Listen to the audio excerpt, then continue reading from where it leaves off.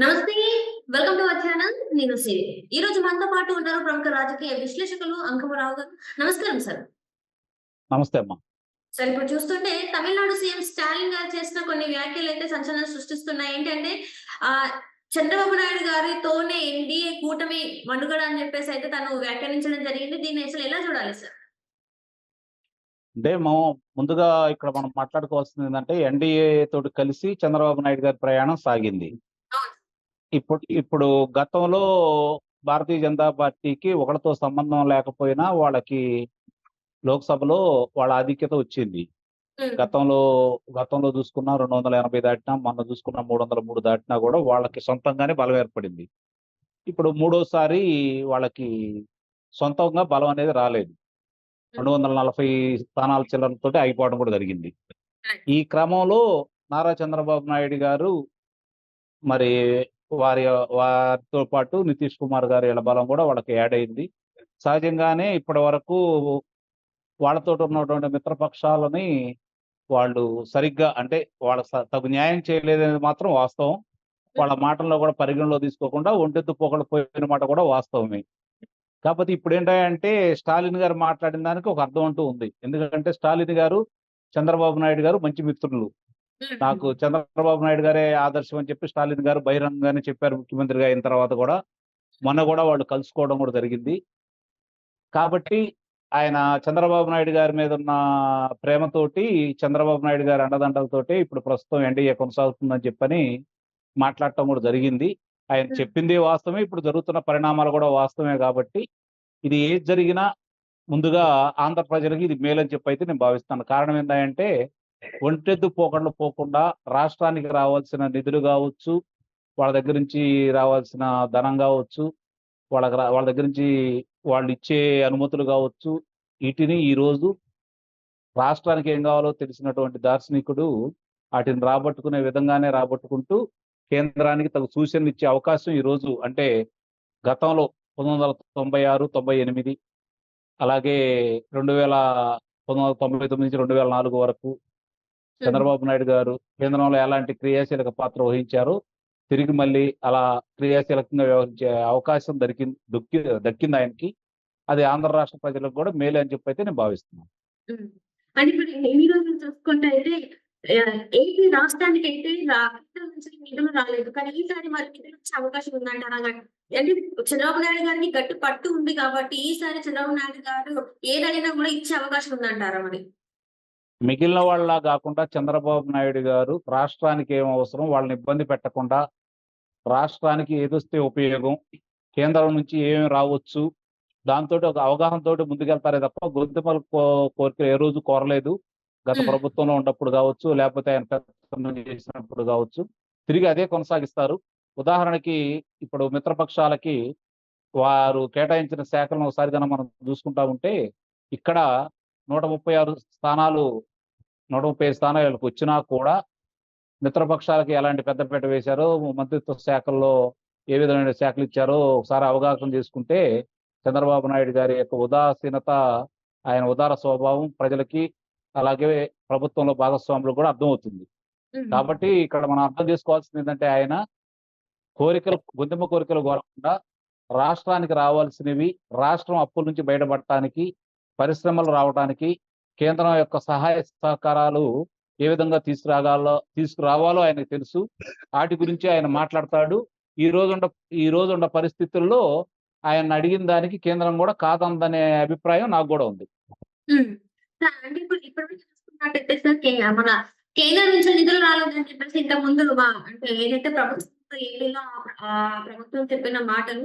అయితే ఇప్పుడు మరి చంద్రబాబు నాయుడు గారు దానికి అది కాదని చెప్పేసి ఏదైతే పోలవరం ప్రాజెక్ట్ ఉందో ఏదైతే మన ఏపీ రాజధాని అమరావతి ఉందో దానికి తగ్గ ఏవైతే రావాలో అవన్నీ తీసుకొచ్చే అవకాశం ఉందంటారా? ఎందుకంటే చాలా వరకి అందరూ చెప్పేదేంటంటే ఏపీ రాష్ట్రం 10, 20 వెనక్కి వెళ్ళింది ఈ 5 సంవత్సరాలలో అని చెప్తున్నారు. మరి ఇప్పుడున్న ఈ 5 సంవత్సరాలలో మళ్ళీ పాత ఉనికిని తీసుకొచ్చే అవకాశం ఉందంటారా?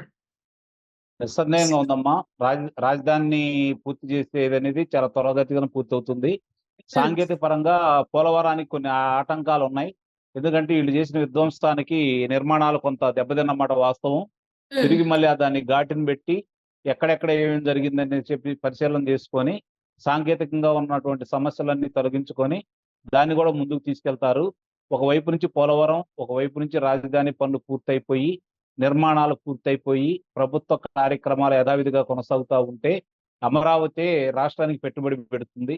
కాబట్టి ఈ పోలవరం, అమరావతి పూర్తయితే నాకు తెలిసినంత వరకు నా పరిజ్ఞానంలో సంవత్సరానికి రమారమి 50,000 కోట్ల నుంచి 1,00,000 కోట్ల రూపాయల ఆదాయం ఈ రెండిటి ద్వారానే సమకూరుతుంది. కాబట్టి ఒక 2-2.5 సంవత్సరాల్లో ఈ గనక త్వరగతిన పూర్తి చేసుకుంటా ఉంటే రాష్ట్రానికి మహాదశ పట్టినట్టే. గతంలో పరిపాలన ఎలా చేయాలో తెలియదు కాబట్టి చంద్రబాబు నాయుడు గారు ఇచ్చిన బంగారు బాతుని సద్వినియోగం చేసుకోకుండా అతను కోసుకొని తినడం జరిగింది. ప్రజలు ఈ రోజు చంద్రబాబు నాయుడు గారిని కోరుకుంది. గతంలో ఆయన ఏం చేశాడో వాళ్ళందరికీ తెలుసు కాబట్టి మళ్ళీ ఇప్పుడున్నటువంటి ఇబ్బందులను తొలగించడానికి చంద్రబాబు నాయుడు గారి సరైన వ్యక్తిని భావించి, దానికి తోడు పవన్ కళ్యాణ్ గారు కూడా, అలాగే ఇప్పుడు ఉన్నటువంటి భారతీయ జనతా పార్టీ కూడా కలిసి వచ్చింది కాబట్టి రాష్ట్రానికి మేలు జరుగుతుందని ఇలా ముగ్గురిని కూడా ఆమోదించుకోవడం కూడా జరిగింది. కాబట్టి చంద్రబాబు నాయుడు గారు ప్రభుత్వం అధికారంలో లేనప్పుడే ఆయన 2047 అనే విజన్ తీసుకొని ముందుకు రావడం కూడా జరిగింది. అది రాష్ట్రానికే కాకుండా దేశానికి ఉపయోగపడే విధంగానే దాన్ని ముందుకు తీసుకెళ్తారు. చంద్రబాబు నాయుడు అంటేనే ఒక బ్రాండ్ అంబాసిడర్, పెట్టుబడులు వస్తాయి, ఒక నమ్మకం ఏర్పడుతుంది. నిస్సందేహంగా ఇప్పుడు గతంలో బయటికి వెళ్ళిన పరిశ్రమలు వస్తాయని నేను చెప్పలేను కానీ వాటి స్థాయికి ఏమాత్రం తగ్గని పరిశ్రమలు తీసుకొని వస్తారు.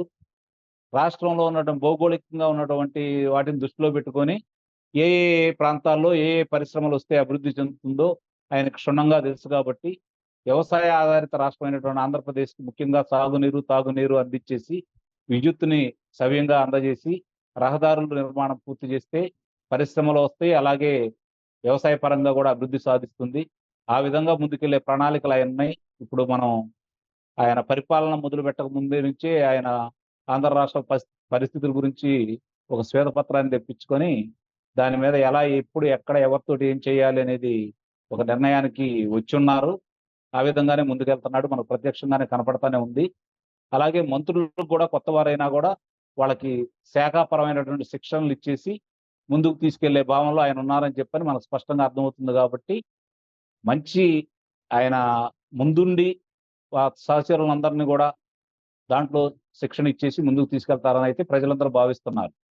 Right sir. అయితే ఇక్కడ చూస్తున్నట్టయితే వైసీపీ నేతలు కొంతమంది ఏంటంటే మెగా డిఎస్సీ గురించి మాట్లాడడం జరిగింది. ఎందుకంటే చంద్రబాబు నాయుడు గారు ముఖ్యమంత్రి అయిన తర్వాత తన తొలి సంతకం మెగా డిఎస్సీ పైన అయితే సంతకం చేయడం జరిగింది. అయితే ఇక్కడ వాళ్ళు అనేది ఏంటంటే 25,000 ఏదైతే ఉందో 25,000 కదా, కానీ ఇప్పుడు 16,000 దానికి చేశారు అని చెప్పేసి అయితే వాళ్ళు చెప్పడం జరుగుతుంది. మరి దీని మీద మీరేమంటారు సార్? ఇప్పుడు 5 సంవత్సరాలు మెగా డిఎస్సీ గురించి మర్చిపోయింది కదా ప్రభుత్వం. గతంలో అన్న నందమూరి తారక రామారావు గారు 3 మెగా డిఎస్సీలు వేశారు. తర్వాత చంద్రబాబు నాయుడు గారు గతంలో 8 మెగా డిఎస్సీలు వేయడం కూడా జరిగింది. కాబట్టి మాట్లాడుకోవడానికి, విమర్శించడానికి చాలా ఉంటాయి. ఆయన అన్ని పరిశీలించిన తర్వాత ఇప్పుడు 16,347 మందికి ముందుగా ఈ సంవత్సరం ఏంటంటే జనవరి నుంచి డిసెంబర్లో అది పూర్తయిపోతే జనవరి నుంచి కూడా వాళ్ళందరూ విధుల్లో ఉంటారు కాబట్టి ఒక్కోటి ఆయన సరి చేసుకుంటూ వెళ్తారు. ఏది వదిలిపెట్టరు. సహజంగానే ఏది చేసినా కూడా విమర్శలు చేయడానికి చాలా అవకాశాలు ఉంటాయి. వాటినన్నిటి కూడా పట్టించుకోకుండా ఆయన పరిపాలన పరంగా కావచ్చు, లేకపోతే ఆయన తీసుకునే సంస్కరణల విషయంలో కావచ్చు ముందుకు తీసుకెళ్తాడని అయితే నేను భావిస్తున్నాను. చాలా మంది చాలా రకాలుగా మాట్లాడుతూ ఉంటారు. చేయాలి కదా, 5 సంవత్సరాల నుంచి మాట్లాడని, లేవని గొంతులు ఇప్పుడు లేస్తున్నాయి అంటేనే అర్థం చేసుకోవాలా వాళ్ళ యొక్క మేధావితనం, వాళ్ళ యొక్క విచక్షణ ఏ పాటితో ప్రజలు కూడా అర్థం చేసుకుంటున్నారని అయితే నేను భావిస్తున్నాను. Right sir. Right. Thank you so much.